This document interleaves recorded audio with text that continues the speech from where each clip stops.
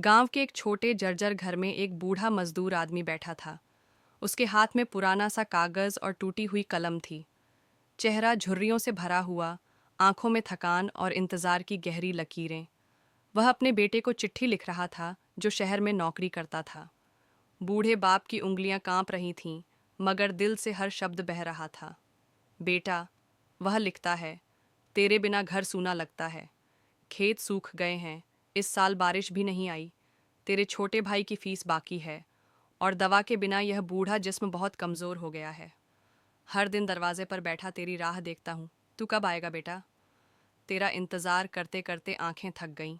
चिट्ठी लिखने के बाद उसने उसे मोड़ा और आंसू की बूंदों से गीला लिफाफा बंद किया। पोस्टमैन को सौंपते हुए बस इतना कहा, इसे जल्दी पहुंचा देना, मेरे बेटे तक ज़रूर पहुंचे। शहर के शोरगुल में, बड़ी इमारतों और चमकदार ऑफिसों के बीच उसका बेटा दिन रात मेहनत कर रहा था।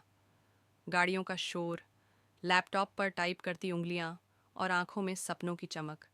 लेकिन इस चमक के बीच कहीं वो अपने बाप की परछाई भूल गया था।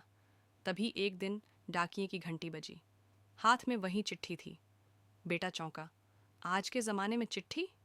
उसने खोला, और जैसे जैसे पढ़ता गया, आंखों से आंसू टपकने लगे।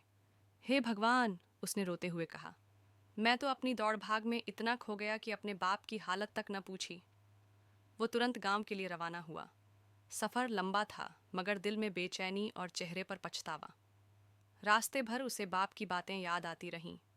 बचपन की वो डांट, वो दुलार, खेतों में साथ काम करना, माँ के गुजर जाने के बाद बाप का दोनों बेटों को सीने से लगाकर कहना, अब मैं ही माँ हूँ, मैं ही बाप हूँ। जब बेटा गांव पहुंचा तो पड़ोसियों ने उदास चेहरों से बताया, तेरे अब्बा तेरा इंतज़ार करते करते रोज़ दरवाजे पर बैठे रहते थे। आज सुबह भी तेरे नाम की बात कर रहे थे। अब अंदर हैं, बहुत कमज़ोर हो गए हैं। बेटा घर में भागा। देखा, उसका बाप खाट पर लेटा था।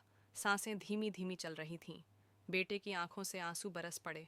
उसने झुककर बाप का हाथ थामा और कहा, अब्बा, मुझे माफ़ कर दो। मैंने आपकी परवाह नहीं की। अब आपको कभी अकेला नहीं छोड़ूंगा। बूढ़ा बाप हल्की मुस्कान के साथ बोला, बेटा, तू आ गया, बस अब मुझे सुकून मिल गया। याद रखना, अमीरी दौलत में नहीं, अपनों के पास रहने में होती है। इतना कहकर उसकी आंखें धीरे धीरे बंद हो गईं।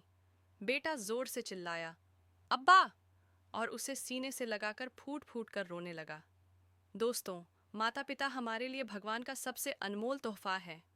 पैसा और शोहरत सब दोबारा मिल सकता है, मगर माँ बाप का साथ दोबारा नहीं मिलता। उनसे दूर मत जाइए, उन्हें जीते जी अपना प्यार दीजिए। अगर यह कहानी आपके दिल को छू गई हो तो लाइक और सब्सक्राइब ज़रूर करें।